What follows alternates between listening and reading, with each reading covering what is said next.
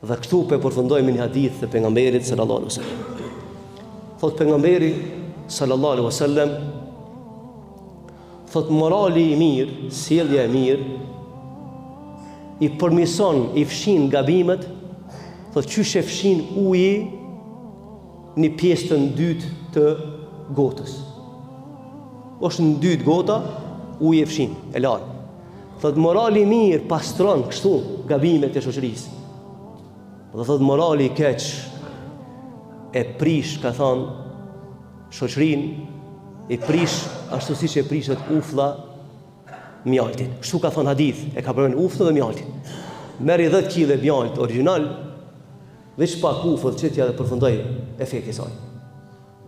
Sa do që ti të bën mirë, nëse se rregullon sjelljen, moralin, etikën, aja vepër nuk ka me peshu nesër as në dunjë as në ahiret.